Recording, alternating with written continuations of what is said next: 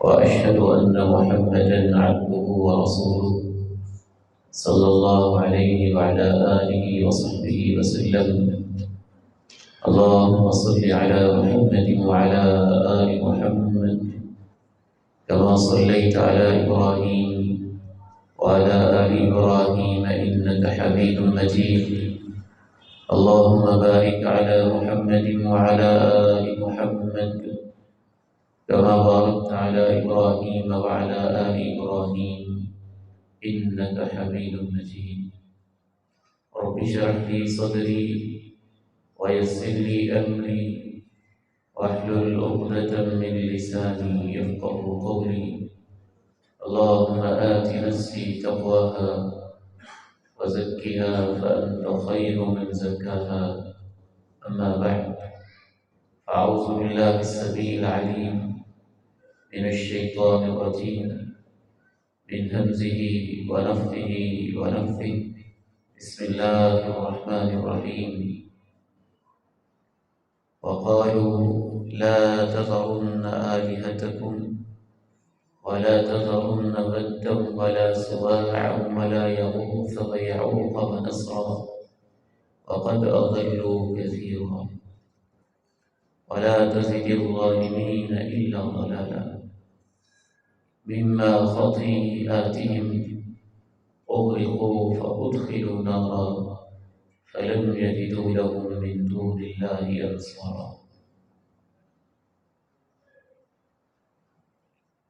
حضرت ابو ہریرہ رضی اللہ تعالیٰ عنہ دین کے پہلے و عظیم طالب علم ہیں، مسجد نبوی کے ہو رہے،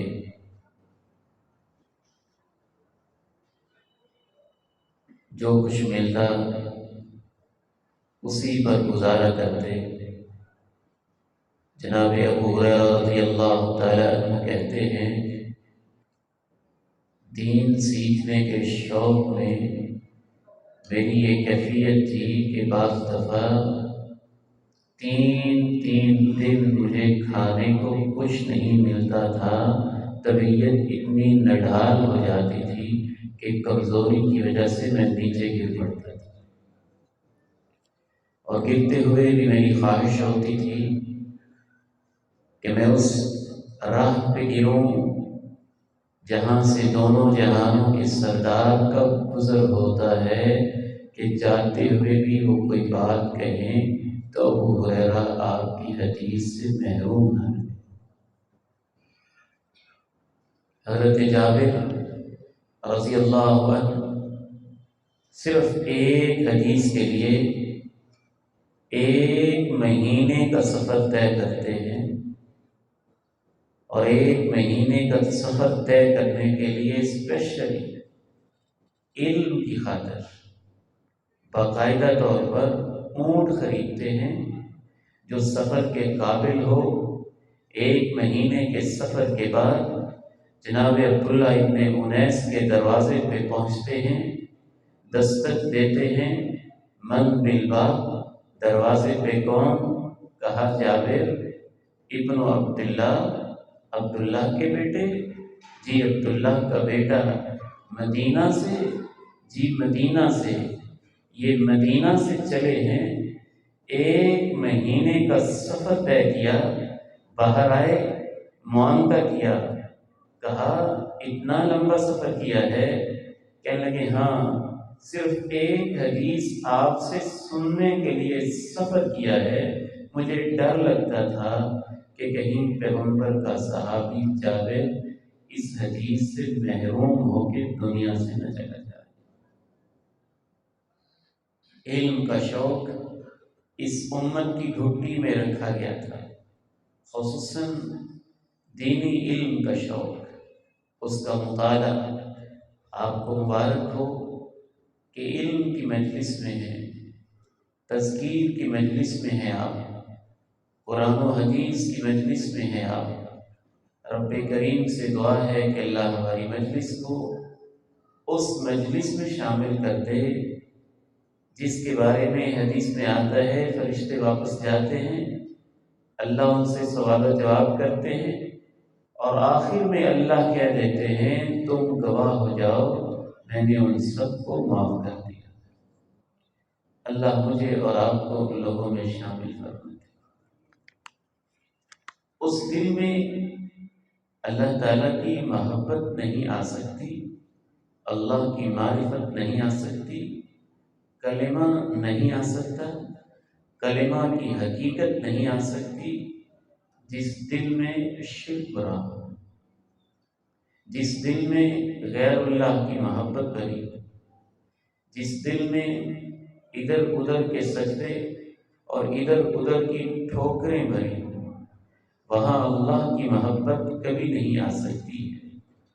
آپ سے سوال پوچھتا ہوں، کیا یہ ممکن ہے کہ آپ ایک برتن کے اندر دودھ ڈالنا چاہیں، اس برتن میں گندگی ہو، اس برتن میں غلاظت ہو، اس برتن کے اندر انسان کی بدترین قسم کے فضلات ہوں، اور آپ اس میں دودھ ڈالنا چاہیں تو کیا آپ ڈائریکٹ دودھ ڈال دیں گے یا پہلے برتن کو صاف کریں گے؟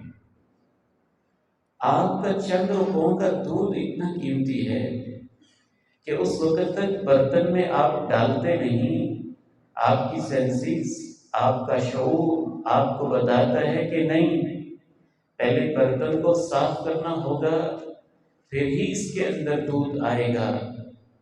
تو کیا خیال ہے، دنیا کی قیمتی ترین چیز اللہ کی محبت، لا الہ الا اللہ، جنت کی چابی، اللہ سے تعلق کا ذریعہ، دل کے اس برتن میں کیسے آ سکتا ہے جس دل کے اندر صنم خانے ہوں اور طرح طرح کے بت سجے ہوئے ہوں؟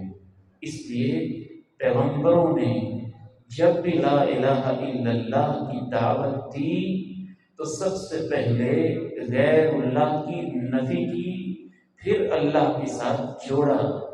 پہلے کہا کہو لا الہ، کوئی عبادت کے لائق نہیں، پھر کہا اب پڑھو الا اللہ، بس اللہ ہی عبادت کے لائق ہے۔ آج لا الہ کی تفسیر کا صرف ایک پہلو میں آپ کے سامنے رکھنا چاہتا ہوں، اور اصلاً اللہ کے پیغمبر نے جب لا الہ الا اللہ کہا تھا، عرب کے سارے لوگ آپ کو الصادق الامین پکار رہے تھے اور یکدم جانی دشمن بن گئے تھے، تو اس وجہ سے نہیں کہ آپ نے ان سے کہا تھا اللہ کو مانو، نہیں، وہ اللہ کو مانتے تھے، دشمن بننے کی وجہ یہ تھی کہ آپ نے کہا تھا اللہ کے علاوہ کسی کی عبادت نہ کرو، صرف اللہ کو مانو، صرف اللہ کی عبادت کرو۔ نزاع کی وجہ یہ تھی، وہ ایک بدترین قسم کا شرک جسے بت پرستی کہا جاتا ہے، بہت ہی سنجیدہ موضوع ہے، بہت طویل ہے، اور بہت سارے حقائق میں نے آپ کو اللہ کی توفیق سے سمجھانے ہیں۔ آپ بھی خلوص سے دل سے دعا کریں کہ ہم اللہ کی رضا کے لیے اللہ کے گھر میں خالص ہو کے بیٹھیں اور سمجھنے کے لیے بیٹھیں، نہ کسی کو ہارٹ کرنا مقصود، نہ کسی کو تکلیف پہنچانا مقصود، صرف اللہ کی باتیں اور اللہ کے رسول کی باتیں۔ یاد رکھیے، کائنات میں پہلے شرک نہیں تھا، انسان کی فطرت میں عبادت کا جذبہ ہے، شرک کا نہیں ہے۔ کائنات کے پہلے انسان جناب آدم علیہ السلام تھے، اور ان میں شرک کا دور دور تک کوئی شائبہ سوچا بھی نہیں جا سکتا تھا۔ جناب آدم کے جو بیٹے تھے ان کے بیٹوں میں بھی کوئی شرک نہیں تھا۔ جناب آدم کے چند بیٹے تھے، حابیل قابیل معروف ہیں، اس کے علاوہ بھی بعض مورخین لکھتے ہیں کہ اور بھی ان کے 20 بیٹے تھے، بیٹیاں بھی تھیں۔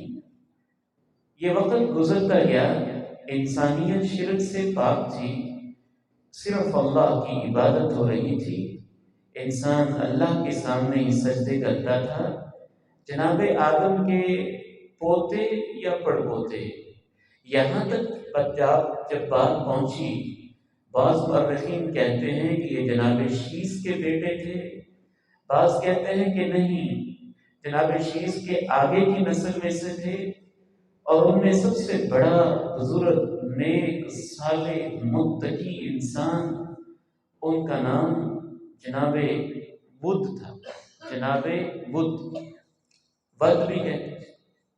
تو یہ جو ود تھا نا، ود انتہائی فرما بردار، انتہائی نیک، انتہائی صالح، اور اس کے جو باقی چھوٹے بھائی تھے، یغوث، یعوق، نصر، سواع، یہ پانچوں بھائی بڑے عظیم، بڑے نیک، بڑے صالح، اللہ کے ولی، اللہ کے نیک بندے، نبیوں کے بیٹے، نبیوں کی نسل میں سے، اللہ اللہ کرنے والے، اللہ کی عبادت کرنے والے۔ جب یہ واعظ و نصیحت کرتے تو لوگوں کی آنکھیں چھلک پڑتی، جب یہ نمازیں پڑھاتے تو لوگوں کے دل گداز اور نرم ہو جاتے، جب قحط سالی ہوتی یہ دعا کرتے، رب کریم بارش نازل کر دیتا، ایک ایک کر کے یہ اللہ کے پاس چلے گئے۔ جب یہ اللہ کے پاس چلے گئے تو اس کے بعد لوگ ان کی ایک کمی محسوس کرنے لگے کہ یہ اللہ کے نیک بندے، نبیوں کے بیٹے جب ہمارے درمیان تھے، نماز کی لذت اور تھی، واعظ کی لذت اور تھی، عبادت کی لذت اور تھی، دعا کی لذت اور تھی، مناجات کی لذت اور تھی، دل کی دنیا نرم تھی، قحط ساری ہوتی، ان کی دعاؤں سے اللہ بارش نازل کر دیتا۔ اب ہم عبادت تو کر رہے ہیں، لذت کوئی نہیں آتی۔ جب یہ کمی محسوس کی گئی، امام ابن قیم الجوزیہ رحمہ اللہ فرماتے ہیں، شیطان بہت لعین اور بہت ظالم ہے، سونگ لیتا ہے انسان کی نفسیات کو، جیسے اس کی نفسیات ہے اسی راہ پہ لگاتا ہے۔ بہادر بندے کو بزدلی پہ نہیں لگاتا، بہادر کو ڈاکو بناتا ہے، بزدل کو چور بناتا ہے، سخی بندے کو کنجوس نہیں بناتا، سخی کو فضول خرچ بناتا ہے، اور بخیل آدمی کو زکوٰۃ سے روکتا ہے۔ جو عبادت کی طرف مائل ہے اس کی عبادت کے اندر ڈاکے ایسے ڈالتا ہے کہ اللہ کی صحیح عبادت نہ کر سکے، ایک انسانی شکل میں بزرگ بن کے، روحانی شخصیت بن کے آیا۔ کس معاملے میں پریشان ہو؟ ہم پریشان ہیں، اللہ کے نیک بندے اولیاء دنیا سے رخصت ہو گئے، اب ہماری عبادتوں میں لذت نہیں آتی، اور دعا کے اندر، مناجات کے اندر تاثیر نہیں، کوئی ایسی شخصیت نہیں جس سے دعا کروائیں تو بارش ہو جائے۔ یہ کون سی پریشانی کی بات ہے؟ میں تمہیں حل بتاتا ہوں۔ وہ جو اللہ کے نیک بندے تھے، وہ جو اللہ کا ولی ود تھا، وہ جو اپنے والدین کا فرما بردار تھا، وہ جو نبیوں کی نسل میں تھا، وہ جو اس کے چاروں بھائی تھے، یہ بھی کوئی مسئلہ ہے؟ میں تمہیں بعین ہی انہی کی شکل بنا دیتا ہوں، ناک ان جیسا، ہاتھ ان جیسے، پیشانی ان جیسی، نورانیت ان جیسی، شکلیں ان جیسی میں تمہیں بنا کے دیتا ہوں۔ تم جہاں عبادت کرتے ہو، عبادت خانے کے اندر ان کے مجسمے رکھو، جب عبادت کرنے لگو ذہن کے اندر تصور لانا کہ وہ بزرگ اللہ کے اولیاء بھی ہمارے ساتھ ہی موجود ہیں۔ جب تم یہ محسوس کرو گے کہ ان کے مجسمے، ان کی شکلیں ہمارے ساتھ موجود ہیں، تمہیں عبادت میں ویسی ہی لذت آئے۔ میں نے آپ سے ایک وعدہ کیا تھا، یاد ہے آپ؟ ہم نے کہانیاں بھی سنی، اور یہ کہانی نہیں ہے، یہ صحیح بخاری کی حدیث ہے۔ اس لیے میں آپ کے سامنے پیپر بھی رکھوں گا اور ایک ایک حدیث کا نمبر بھی آپ کو نوٹ کرواؤں گا، کیونکہ یہ حساس مسئلہ ہے، اچھی طرح آپ اس کو سمجھ جائیں۔ یہ قرآن مجید کی ہر تفسیر میں لکھا ہوا ہے۔ سورہ نوح آپ نے اٹھانی ہے، 29واں پارہ ہے، اور سورہ نوح کی یہ والی آیات، ان کا آپ نے مطالعہ کرنا ہے، آیت نمبر 21 سے لے کر آیت نمبر 24 تک ہر تفسیر میں آپ کو یہ بات ملے گی، اور خصوصاً وہ کتاب جس پہ تمام مسالک کا اتفاق ہے، صحیح بخاری، جس کے بارے میں پیغمبر نے انسانوں کے خوابوں میں آ کے کہا تھا تم میری کتاب کیوں نہیں پڑھتے؟ تو خواب دیکھنے والے نے خواب میں پوچھا اے اللہ کے نبی آپ کی کتاب کون سی ہے؟ کہا میری کتاب وہ ہے جو محمد بن اسماعیل البخاری نے لکھی، اس میں جو ہے وہ میری ہی حدیثیں ہیں، اور یہ پیغمبر کے خاص شاگرد ہیں، قرآن مجید کے مفسر ہیں، اہل بیت میں سے ہیں، اللہ کے پیغمبر کے کزن ہیں، جناب عباس کے بیٹے ہیں، عبداللہ ابن عباس ہیں، اللہ کے پیغمبر علیہ السلام کے رشتے میں کزن بھی لگتے ہیں، بھائی بھی لگتے ہیں، سسرال کی طرف سے بھانجے بھی لگتے ہیں، اللہ کے پیغمبر جناب ابن عباس کے خالو بھی لگتے ہیں، یہ اپنی خالہ کی گھر میں جاتے ہیں تو اپنے خالو کی ادائیں بھی دیکھتے ہیں، پیغمبر کی راز و نیاز کی عبادتیں اور تہجدیں بھی دیکھتے ہیں، پھر پانی رکھ دیتے ہیں، دعائیں کرواتے ہیں، پیغمبر کی ان کو دعائیں بھی ملی ہوئی ہیں، اللہ عبداللہ بن عباس کو قرآن کی تفسیر سکھاتے، یہ جناب عبداللہ ابن عباس صحیح بخاری کی تفسیر میں سورہ نوح کے اندر 29ویں پارے میں یہ واقعہ بیان کرتے ہیں کہ یہ جو قوم نوح جن بتوں کو پوجنے لگے تھے، یہ اصل میں اللہ کے اولیاء، نیک بندے، نبیوں کی اولادوں میں سے تھے، نیک بزرگ تھے۔ شیطان آہستہ آہستہ برائی کرواتا ہے، ڈائریکٹ برائی نہیں کرواتا ہے، اسی کو اللہ کا قرآن شیطان کے قدم کہتا ہے، سٹیپ بائی سٹیپ، قدم بقدم، مرحلہ بمرحلہ، بتدریج انسان کو گناہ کی طرف لے کے جاتا ہے، جس سے وہ بدکاری کروانا چاہتا ہے، پہلے اس کی نظر کو آوارہ کرتا ہے، پھر باتوں کو آوارہ کرتا ہے، پھر کانوں کو آوارہ کرتا ہے، پھر قدموں کو آوارہ کرتا ہے، پھر ملاقات کی راہیں ہموار کرتا ہے، پھر بے حیائی کرواتا ہے، پہلے ہی دن بدکاری تو نہیں کرواتا۔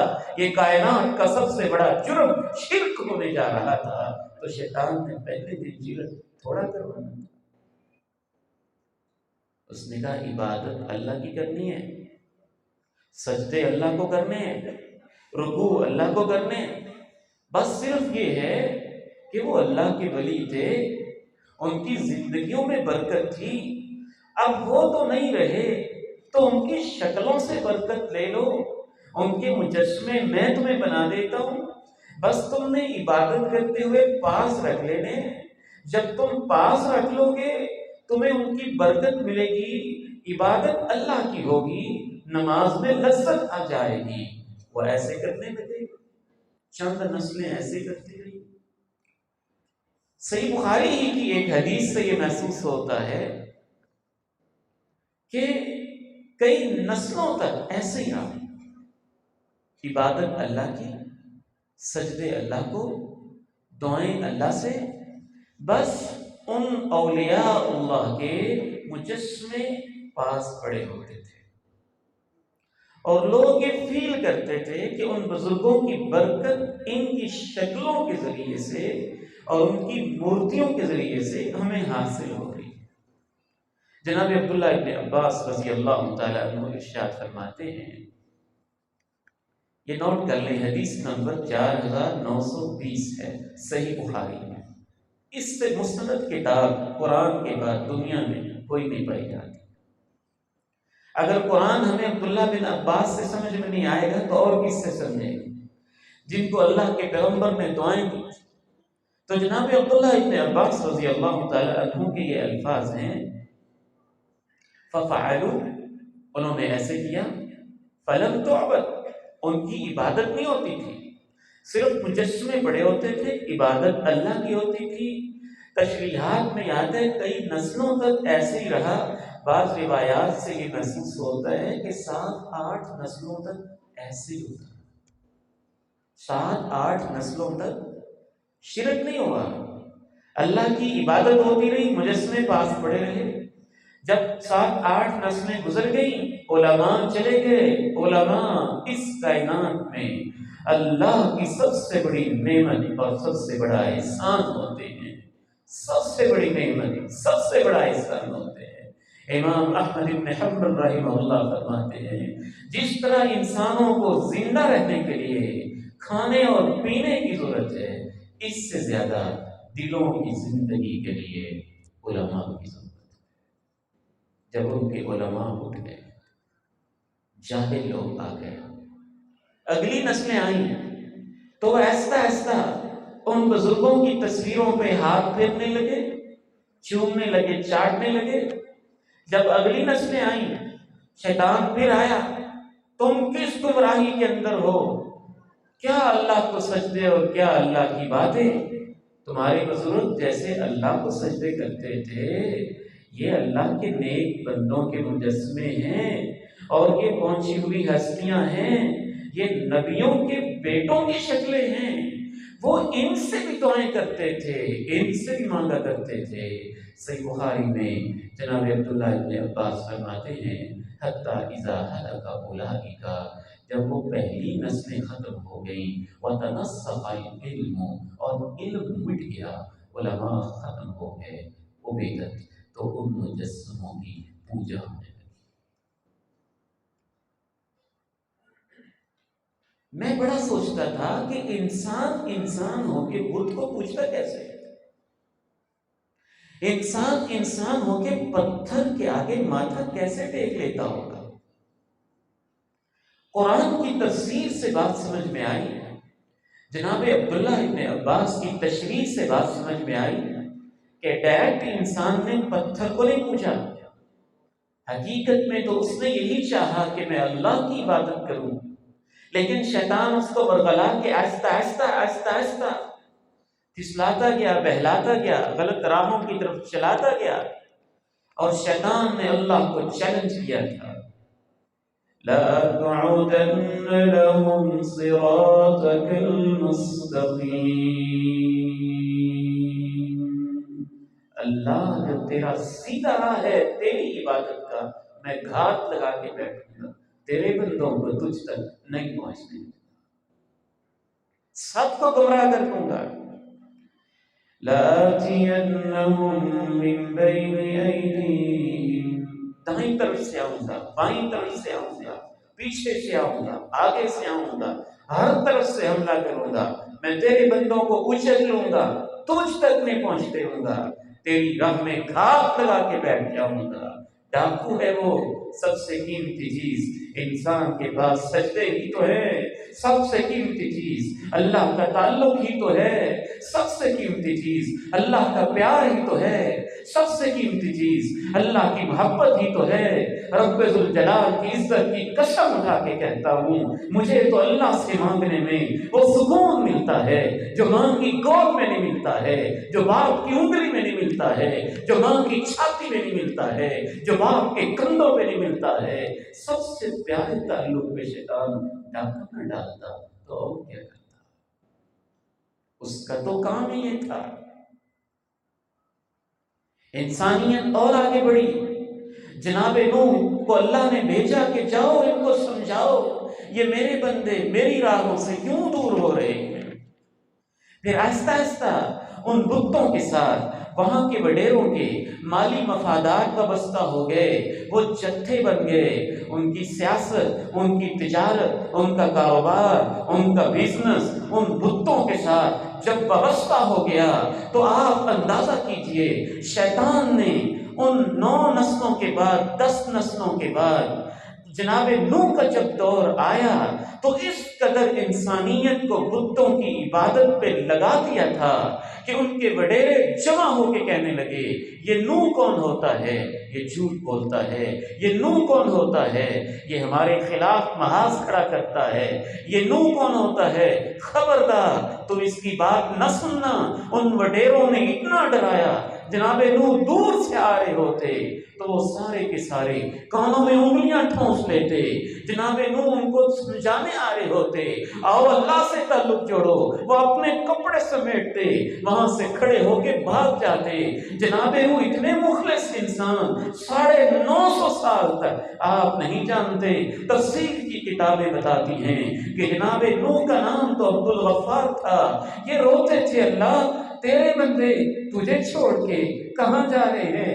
زمین تیری ہے، آسماں تیرا ہے، آنکھیں تو نے دی ہیں، پیشانی تو نے دی ہے، ہاتھ تو نے دیے ہیں، تیری زمین پہ تیرے بندے تجھے چھوڑ کے بتوں کے سامنے پیشانیاں ٹیکتے ہیں۔ اتنا روتے تھے، اتنا روتے تھے، جناب نوح کی رخساروں پہ رونے کی وجہ سے آنسوں کے نشان پڑ گئے۔ رب إني دعوت قومي ليلا ونهارا فلم يزدهم دعائي إلا فرارا وإني كلما دعوتهم لتغفر لهم جعلوا أصابعهم في آذانهم واستغشوا ثيابهم وأصروا واستكبروا استكبارا ثم إني دعوتهم جهارا ثم إني أعلنت لهم وأسررت لهم إسرارا فقلت استغفروا ربكم إنه كان غفارا يرسل السماء عليكم مدرارا ويمددكم بأموال وبنين ويجعل لكم جنات ويجعل لكم أنهارا ما لكم لا ترجون لله وقارا وقد خلقكم أطوارا ألم تروا كيف خلق الله سبع سماوات طباقا وجعل القمر فيهن نورا وجعل الشمس سراجا والله أنبتكم من الأرض نباتا ثم يعيدكم فيها ويخرجكم إخراجا والله جعل لكم الأرض بساطا لتسلكوا منها سبلا فجاجا۔ وقت اجازت نہیں دیتا، یہ حضرت نوح کی پوری تقریر ہے جو وہ کرتے تھے۔ اے میری قوم کے لوگوں، اللہ سے معافیا مانگو، وہ بہت معاف کرنے والا ہے۔ وہ جب تم معافیا مانگو گے موسلادھار بارش بھی دے گا، مال بھی دے گا، بیٹے بھی دے گا، سب کچھ دے گا۔ اس کے پاس کیا ہے جو تمہیں چاہیے وہ نہ دے سکتا ہو، اور تمہیں سب کچھ دے گا۔ تمہیں کیا ہو گیا ہے؟ تم اللہ کی عزت کیوں نہیں کرتے ہو؟ اللہ نے تمہیں پیدا کیا ہے، اللہ نے آسمانوں کو پیدا کیا، اللہ نے زمین کو پیدا کیا۔ اللہ تمہیں موت دے گا، اللہ تمہیں زندگی دے گا، اللہ تم سے زندگی کا حساب لے گا۔ تمہیں کیا ہو گیا ہے؟ اس اللہ سے دعائیں کیوں نہیں کرتے ہو؟ وہ کانوں میں انگلیاں ٹھونس لیتے، کہتے نہیں نہیں تیری بات ہم نہیں سنیں گے، کپڑے سمیٹ لیتے، دور بھاگ جاتے۔ جب 950 سال سمجھاتے سمجھاتے گزر گئے، جناب نوح مایوس ہو گئے۔ پھر 950 سال کے دوران ان کے وڈیرے میٹنگ کرنے لگے، میٹنگ کر کے کیا کہنے لگے؟ وَقَالُوا لَا تَذَرُنَّ آلِهَتَكُمْ وَلَا تَذَرُنَّ وَدًّا وَلَا سُوَاعًا وَلَا يَغُوثَ وَيَعُوقَ وَنَسْرًا وَقَدْ أَضَلُّوا كَثِيرًا وَلَا تَزِدِ الظَّالِمِينَ إِلَّا ضَلَالًا مِمَّا خَطِيئَاتِهِمْ أُغْرِقُوا فَأُدْخِلُوا نَارًا فَلَمْ يَجِدُوا لَهُم مِّن دُونِ اللَّهِ أَنصَارًا۔ کیسے انسان شرک میں لگ جاتا ہے؟ جناب نوح کا اپنا بیٹا، ان کا اپنا بیٹا، وہ بھی اس کلچر سے متاثر ہو گیا، وہ بھی بتوں کا پجاری ہو گیا، اور 950 سال میں کچھ لوگ بھی ماننے کے لیے تیار نہ ہوئے۔ پھر میٹنگ کی ان کے وڈیروں نے، اور اس آیت سے محسوس ہوتا ہے صرف 5 بت نہیں، گھر گھر کے اندر بت پھیلے ہوئے تھے۔ تفسیرات سے معلوم ہوتا ہے پہلے شیطان نے عبادت خانوں میں بت رکھوائے، پھر شیطان نے کہا اچھا تم گھر میں بھی تو اللہ کو یاد کرتے ہو نا، تو ان کی ایک ایک تصویر بنا کے اپنے گھر میں بھی رکھ لو۔ شیطان نے پھر یہ بھی کہا اچھا چلیں پھر کبھی تمہیں وقت ملے تو ان اولیاء اللہ کی قبر پہ جا کے دعائیں کیا کرو، ان کی قبر پہ جا کے عبادت کیا کرو، برکتیں لیا کرو، وہاں تمہیں عبادت میں بڑی لذت۔ 9-10 نسلیں گزری ہیں، شیطان نے کیا کیا چالیں نہیں چلی ہوں گی۔ یہ واحد موقع ہے جہاں اللہ نے کہا کہ ان ظالموں نے بڑی بڑی چالیں چلی، بڑی بڑی چالیں چلی۔ وہ بڑی بڑی چالیں کیا ہوتی ہیں جو ہمیشہ سے نبیوں کے خلاف رہی ہیں؟ کسی نے کہا ہوگا خبردار نوح کی بات نہ ماننا، یہ اللہ کے نیک بندوں کا گستاخ ہے۔ کسی نے کہا ہوگا خبردار اس کی بات نہ ماننا، یہ حکومت لینا چاہتا ہے، خبردار اس کی بات نہ ماننا، اس کا کوئی اپنا ایجنڈا ہے، خبردار اس کی بات نہ ماننا، تم آباء و اجداد کے دین کو چھوڑ دو گے۔ کس نے وہ خبردار اس کی بات نہ ماننا، 9-10 نسلیں ہمارے باپ دادا سارے گمراہ تھے، یہ آیا کہیں سے سمجھدار تمہیں دین سمجھانے والا۔ بڑی بڑی چالیں انہوں نے چلی۔ پھر جناب نوح نے مایوس ہو کے کہا اللہ یہ اتنے ذلیل لوگ ہیں کہ ان کی نسلوں سے بھی مشرک ہی پیدا ہوں گے۔ پھر اللہ نے فیصلہ کیا ساری کی ساری قوم کو بہا کے غرق کر دیا گیا اور جہنم میں داخل۔ مما خطيئاتهم أغرقوا فأدخلوا نارا فلم يجدوا لهم من دون الله أنصارا۔ رب کریم شرک پہ کتنا ناراض ہوتے ہیں۔ زمین ابل پڑی، سمندر ابل پڑے، آسمان نے بارشیں برسائی، پہاڑوں کی چوٹیاں ڈوبنے لگی، حتیٰ کہ پہاڑوں کی چوٹیوں کی اوپر سے پانی گزر گیا، سیلاب آئے۔ لیکن نوح کا بیٹا بھی کیسا ظالم تھا، وہ بلاتے رہے لیکن اس نے کہا کوئی بات نہیں، کوئی بات نہیں، میں چوٹی پہ پہنچ جاؤں گا، کوئی مسئلہ نہیں، مجھے تمہاری ضرورت نہیں ہے، میں چوٹی پہ پہنچ جاؤں گا۔ اللہ میری اور آپ کی اولادوں کو شرک کی اس لعنت سے محفوظ فرمائے۔ یہ انسان کو کتنا اندھا کر دیتا اور معاشرے کا چلن انسان پہ کتنا اثر کرتا ہے۔ ایک دفعہ شرک سے اس دنیا کو پاک کر دیا گیا، لوگ آہستہ آہستہ اللہ کی عبادت کی طرف آئے، دنیا شرک سے پاک ہوئی، چند نسلیں گزری، لوگ پھر اس کی دلدل میں پھنسنے لگے، شیطان پھر راستے میں بیٹھ گیا، اللہ تجھ تک تیرے بندوں کو نہیں پہنچنے دوں گا۔ اللہ نے اس کو مہلت دی تھی نا، اللہ نے جناب موسیٰ کو بھیجا، جاؤ تم ان کو سمجھاؤ۔ اب کی بار شیطان نے انسان کو اور ذلیل کر دیا، وہ تو نبیوں کی شکلوں کے مجسمے تھے اور ان کو پوچھتے تھے، اب کی بار تو شیطان نے جانوروں کی پوجا پہ لگا دیا۔ جناب موسیٰ کے دور میں گائے کی پوجا ہوتی تھی، بچڑے کی پوجا ہوتی تھی، اور سورہ بقرہ کے اندر اللہ نے اسی لیے بقرہ کا معنی گائے ہے۔ بنی اسرائیل تورات ان کے پاس ہے، پیغمبر ان کے پاس ہے، آسمان کی ہدایت ان پہ نازل ہو رہی ہے، اور وہ ایسے بدبخت ہیں کہ بچڑے کی پوجا کر رہے ہیں۔ اللہ کہتا ہے گائے کو ذبح کرو، وہ بچنا چاہتے ہیں، وہ گائے کیسی ہو، وہ ذبح نہیں کرنا چاہتے تھے نا، اس لیے سوال پہ سوال پہ سوال داغتے گئے، لیکن اللہ کو یہی منظور تھا کہ گائے کے تقدس کو ختم کیا جائے، بچڑے کی پوجا کے سلسلے کو ختم کیا جائے، گائے کو ذبح کروائی۔ اللہ نے جناب موسیٰ کو بلایا، آؤ میں تمہیں کوہ طور پہ ہم کلامیاں کر کے تورات دینا چاہتا ہوں۔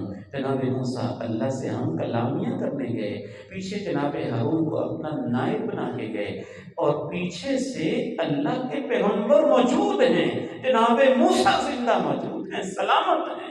کوہ طور پہ ہم کلامیاں ہو رہی ہیں، جناب ہارون موجود ہیں، اللہ کے نبی اور پیغمبر ہیں وہ موجود ہیں، شیطان اتنا ظالم ہے، کیا چالیں چل گیا۔ ایک خبیث شاطر انسان سامری اٹھا، کہنے لگا جو تمہارے پاس سونا چاندی زیورات جمع ہے مجھے دو۔ اس نے سونے کو اکٹھا کیا، اس کو آگ لگائی، آگ لگانے کے بعد اس کا ایک بچڑا بنایا، اس سٹائل سے بنایا، ماہر کاریگر تھا کہ جب ہوا کراس کرتی تو اس کے اندر سے آواز آتی۔ حضرت موسیٰ کی زندگی میں اس ظالم نے کہا کرامت بھی اپنی طرف سے کر لی۔ وہ حضرت جبریل آئے تھے، مجھے ان کا نور نظر آیا تھا اور ان کا پاؤں نظر آیا تھا، اور وہ جو ان کا نور تھا نا، ان کے پاؤں کا نور، میں نے اس کی مٹی لی اور اس بچڑے کے اندر میں نے کسی طریقے سے اس کو لگائی۔ موسیٰ بھولا پھرتا ہے تمہارا معبود تو یہ بچڑا ہے، دیکھو بے جان ہو کے اس کے اندر سے آواز نکلتی ہے، اس کے اندر تو جبریل کے پاؤں کا نور ہے۔ اور یہ کہانی نہیں ہے، اللہ کا قرآن ہے، حوالہ اس کا بھی نوٹ کر لیجئے، اچھی طرح سے نوٹ کیجئے۔ قرآن مجید شرک کی بڑی تفصیل بیان کرتا ہے۔ یہ سورہ طٰہٰ ہے، سورہ طٰہٰ ہے، سورہ نمبر 20 ہے، آیت نمبر 88 سے 98 تک 10 آیات مکمل جس میں اللہ نے یہ کہانی بیان کی۔ فَأَخْرَجَ لَهُمْ عِجْلًا جَسَدًا لَهُ خُوَارٌ فَقَالُوا هَٰذَا إِلَٰهُكُمْ وَإِلَٰهُ مُوسَىٰ فَنَسِيَ أَفَلَا يَرَوْنَ أَلَّا يَرْجِعُ إِلَيْهِمْ قَوْلًا وَلَا يَمْلِكُ لَهُمْ ضَرًّا وَلَا نَفْعًا وَلَقَدْ قَالَ لَهُمْ هَارُونُ مِن قَبْلُ يَا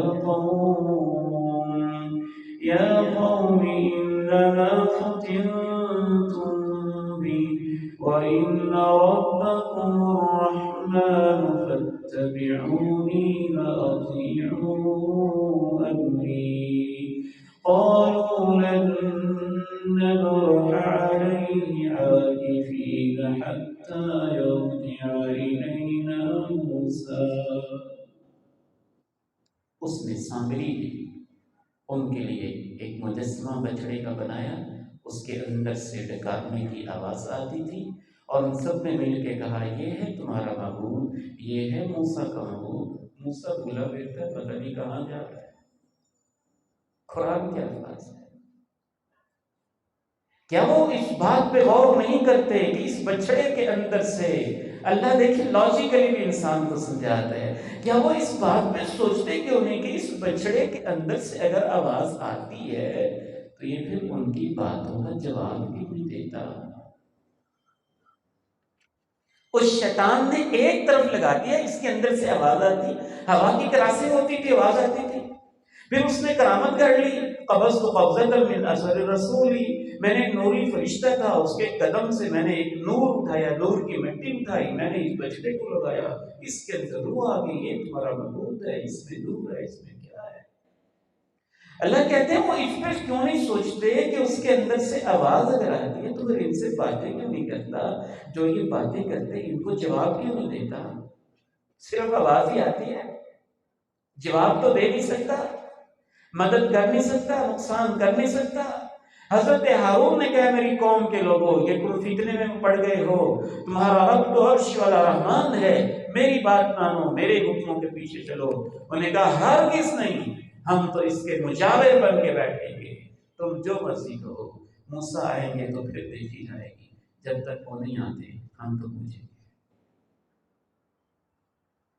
کیا کیا وہ کرامتیں کرتے ہیں، کیا کیا فلسفے کرتا ہے، کیا کیا باتیں کرتے ہیں، کیسی راہوں سے انسان کو کس طرف لے کے جاتا ہے۔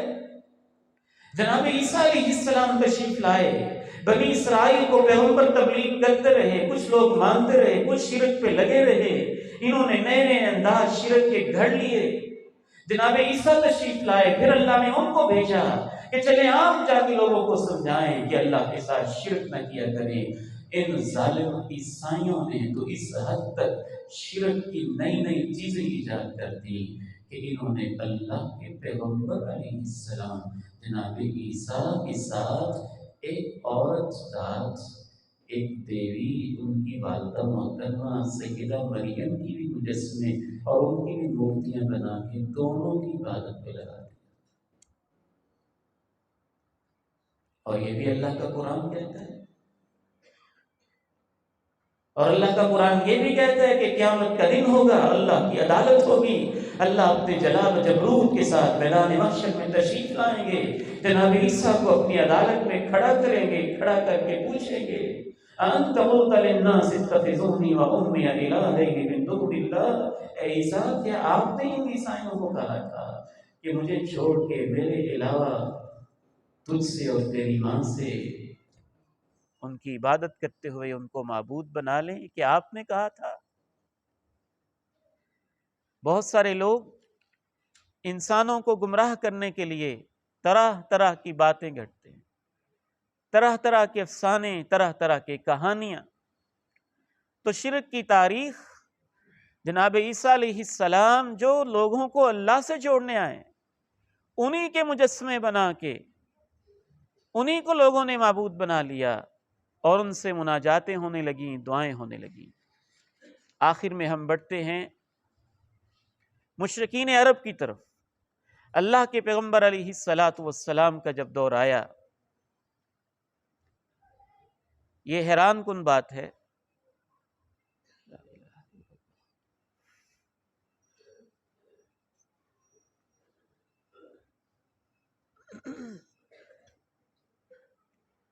لا الہ الا اللہ، لا الہ الا اللہ، لا الہ الا اللہ، لا الہ الا اللہ،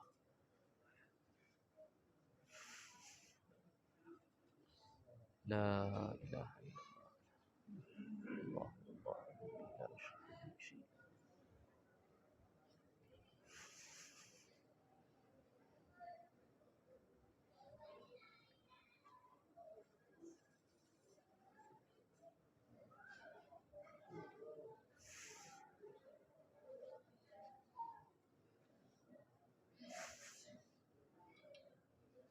سب یہ مسجد والے مائک چلا دیں، مسجد کے جو چھوٹے مائک۔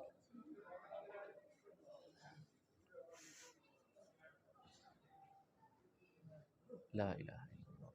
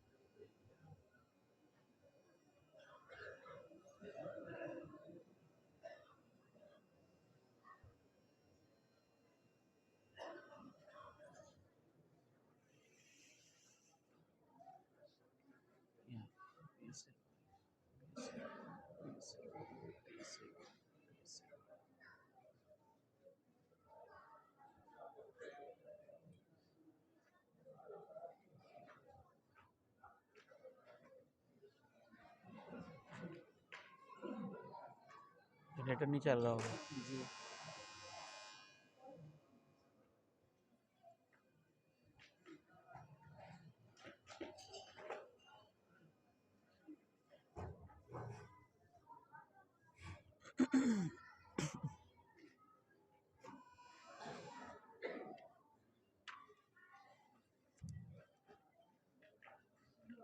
السلام علیکم ورحمۃ اللہ وبرکاتہ۔ تو میں عرض کر رہا تھا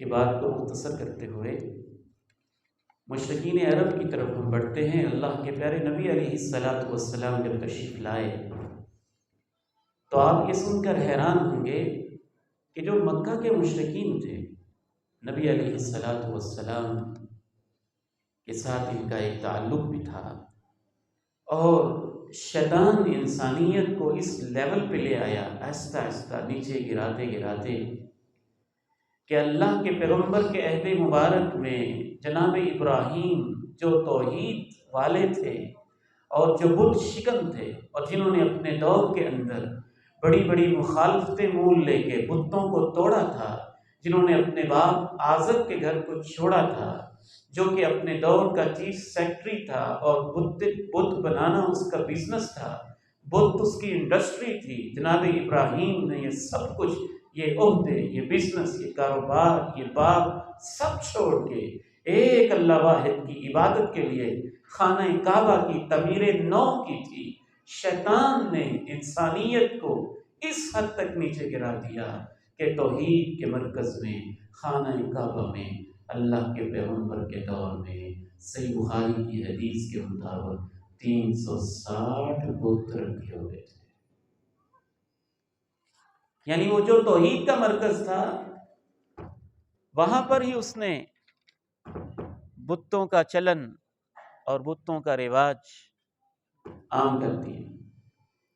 اور یاد رکھیے کہ مشرکین مکہ جو تھے، ٹھیک ہے ان کی کچھ پرابلمز تھیں، لیکن چند ایک عقائد شاید آپ ان سے واقف نہیں ہیں۔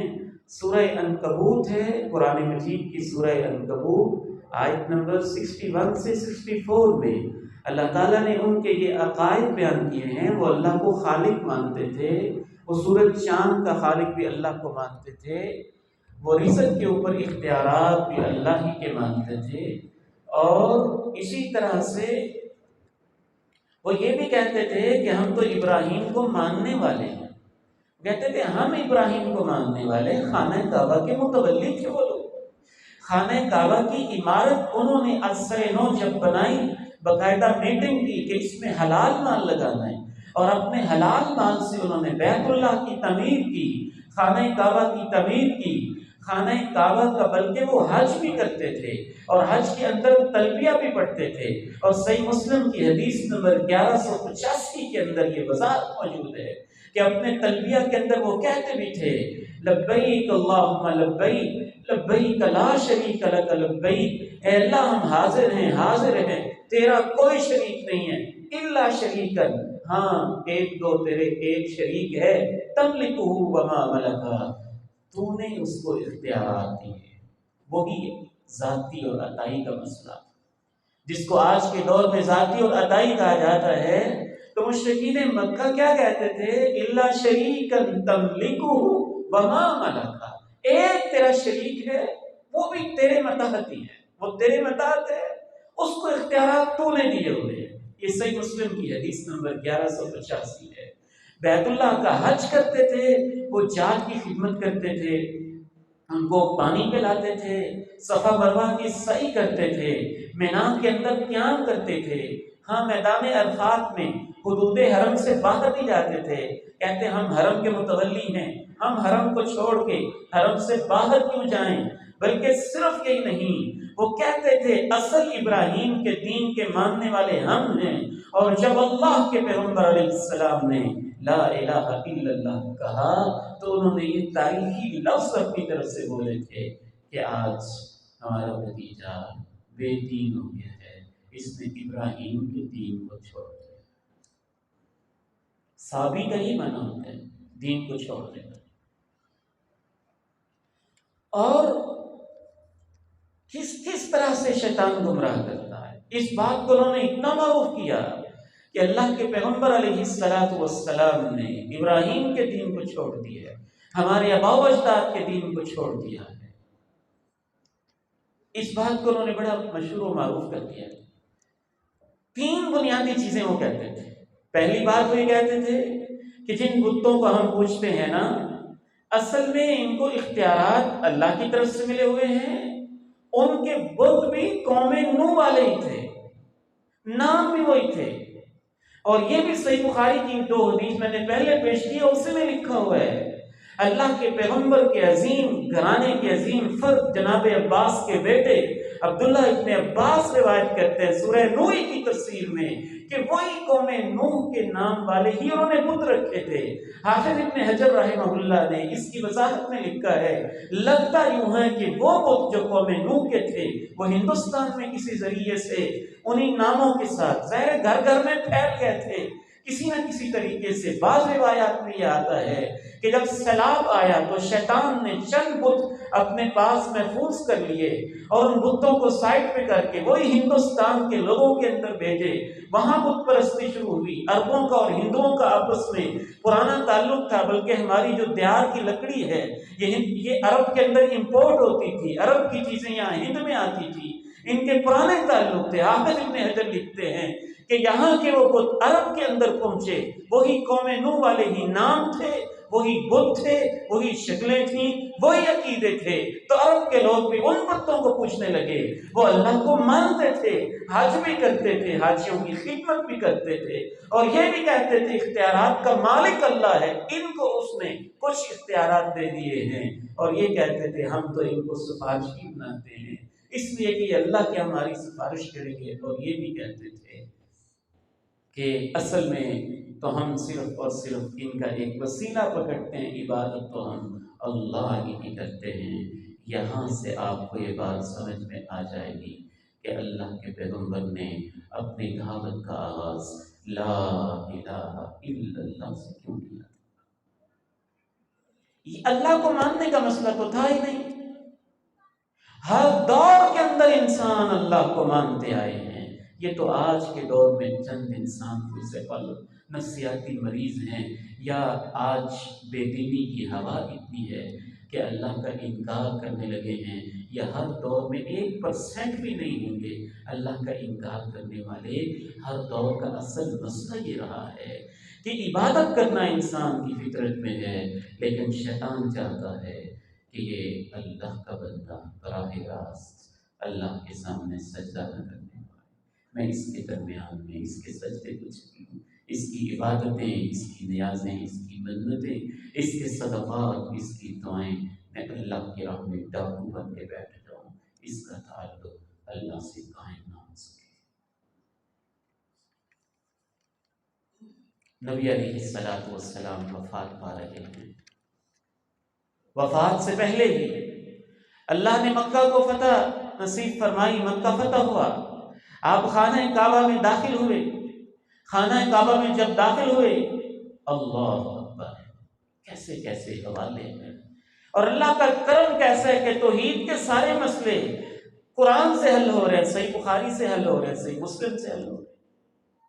وہ جو 360 کرتے، صحیح بخاری کی حدیث کہتی ہے، اللہ کے پیغمبر داخل ہوئے، لکڑی کے ساتھ بتوں کے اوپر مارتے، اور ان میں ایک بت جناب ابراہیم کا بھی تھا، ایک تصویر جناب ابراہیم کی بھی تھی، اور جناب ابراہیم کی تصویر کا منظر بھی صحیح بخاری میں ہے۔ ان کے ہاتھ میں ایک تیر تھا اور وہ فال نکال رہے تھے، اور اللہ کے پیغمبر جب بتوں پہ چھڑی لگا رہے تھے تو کہہ رہے تھے جاء الحق وزہق الباطل ان الباطل کان زہوقا، حق آ گیا ہے، باطل مٹ گیا ہے۔ باطل کی قسمت میں مٹنا ہی ہوتا ہے۔ آپ کہہ رہے تھے یہ جھوٹ پتے ہیں۔ میرے دادا ابراہیم نے کبھی فال کے تیر نہیں نکالے تھے۔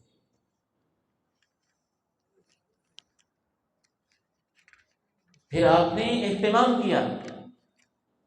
آپ کے دور میں یہ 3 طرح کا شرک ہو رہا تھا۔ قبر کے اوپر مساجد، یہ شرک عیسائی کر رہے تھے۔ بتوں کے مجسمے اور نیک لوگوں کی تصویریں اور ان سے حاجتیں مانگنا، یہ شرک بھی عیسائی کر رہے تھے۔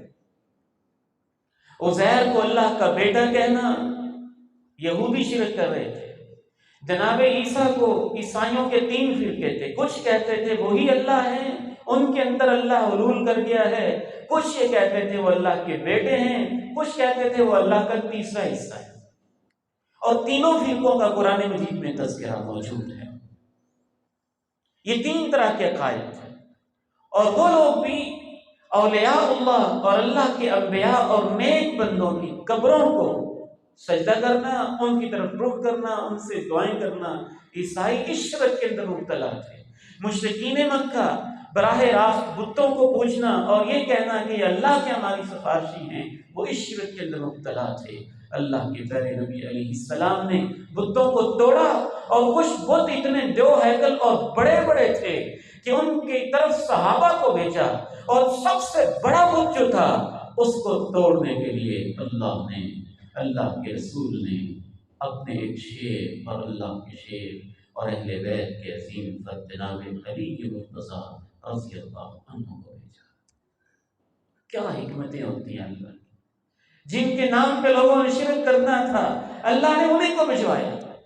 صحیح مسلم کی حدیث کہتی ہے جناب علی رضی اللہ تعالی عنہ کو، شیر خدا کو، فاتح خیبر کو، اہل بیت کے عظیم فرد کو، حسنین کے باپ کو، فاطمہ کے شوہر کو، پیغمبر نے اپنے داماد کو بھیجا، جاؤ علی، وہ کچھ جو سب سے بڑا ہے تم اس کو توڑ کے آؤ، اور دو کام تم نے کرنے ہیں۔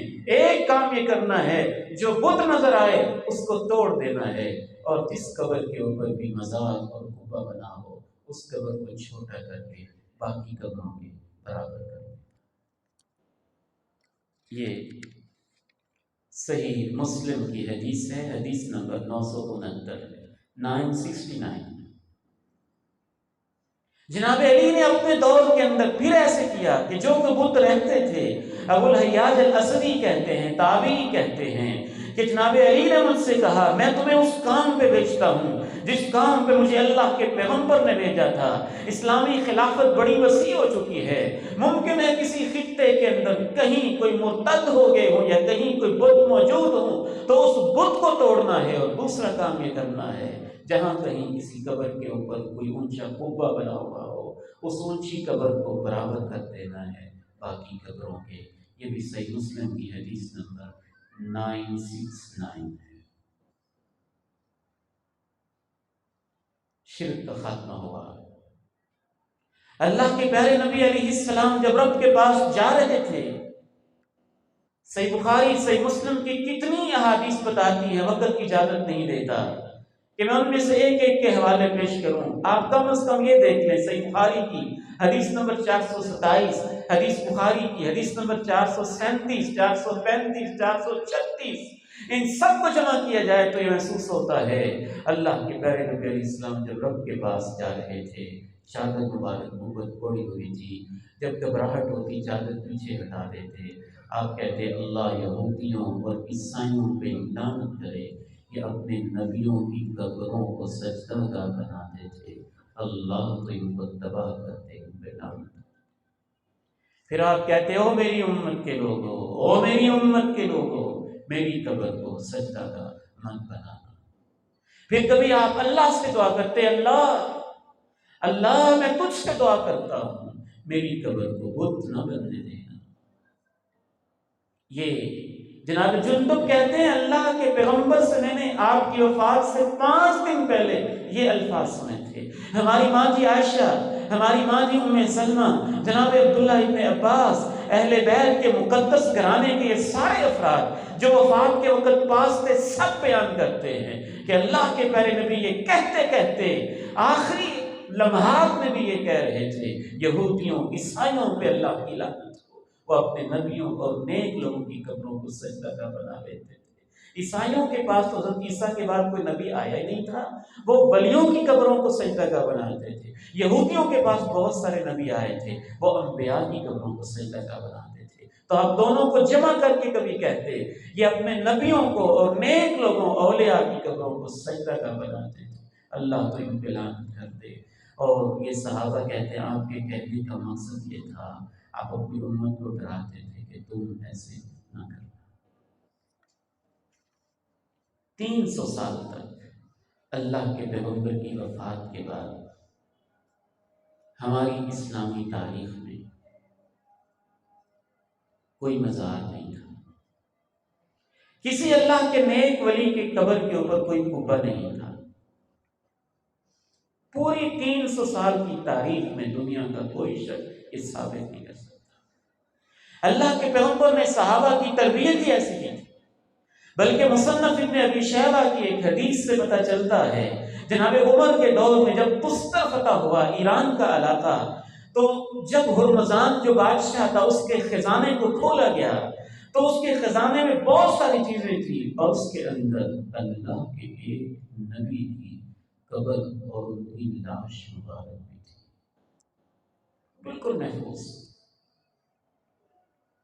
تقریباً امام ابن کثیر نے البدایہ والنہایہ میں لکھا ہے کہ وہ 800 سال پرانی وہ نعش مبارک، جسد مبارک پیغمبر کا تھا، اور تستر کے علاقے کے سارے لوگ کہتے تھے یہ دانیال پیغمبر ہے، یہ ان کا جسد مبارک ہے۔ وہ ملا۔ جناب عمر کا دور، حضرت ابو موسیٰ اشعری فتح کرنے والے صحابہ موجود، پیغام بھیجا جناب عمر کیا کیا جائے؟ اللہ کے پیغمبر نے تربیت ایسے کی تھی۔ جناب عمر نے کہا ابو موسیٰ اشعری یاد رکھو، تم نے دن کے اندر قبریں بنانی ہیں۔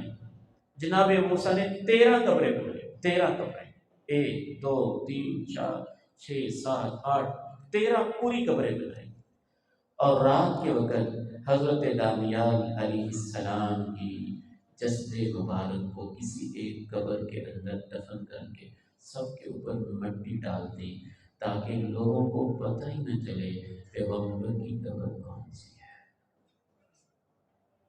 اور وہ شرک کی طرف آئے نہ۔ یہ مصنف ابن ابی شیبہ کی روایت۔ ہماری ماں جی حضرت عائشہ رضی اللہ تعالیٰ عنہ صحیح بخاری کے اندر بیان کرتی ہیں، اللہ کے پیغمبر کو چونکہ یہی خطرہ تھا، اس لیے اللہ کے پیارے نبی علیہ السلام کی بھی ہدایت تھی کہ میری قبر کو بند کمرے میں رہنے دینا، اس کو باہر نہ نکالنا۔ اگر شرک کا خطرہ نہ ہوتا تو اللہ کے پیغمبر کی قبر بھی سب کے سامنے باہر ہوتی۔ یہ ہماری ماں جی کہہ رہی ہیں صحیح بخاری میں۔ تو 300 سال تک اسلامی دنیا میں اولیاء پرستی یا قبروں کا ایسا سلسلہ جو آج ہمیں نظر آتا ہے، اور اولیاء اللہ کے نام پر جو ایک شرک کا پورا بازار گرم ہے، ایسا سلسلہ نہیں تھا۔ 300 سال کے بعد شیخ الاسلام امام ابن تیمیہ رحمہ اللہ تعالیٰ لکھتے ہیں ایک کرامتہ کا گروہ پیدا ہوا جو اندر سے مرتد اور بے ایمان تھے، اور احساس یوں کہتا ہے کہ کفار کی طرف سے ان کو باقاعدہ تیار کیا گیا تھا۔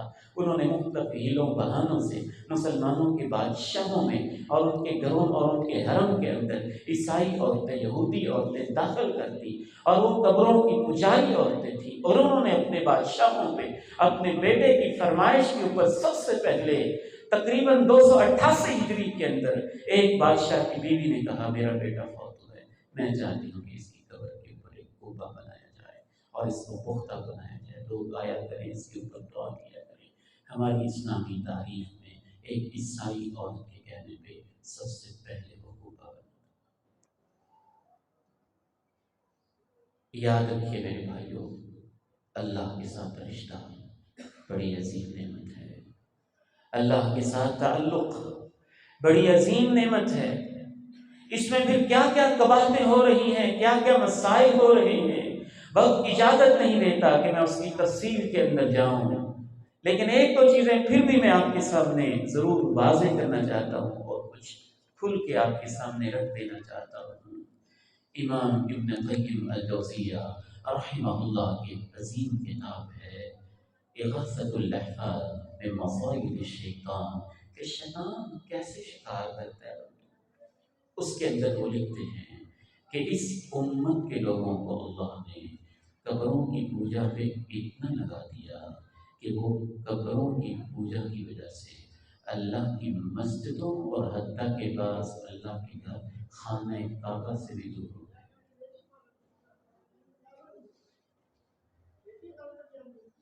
مسجد کا احترام ہونا رہا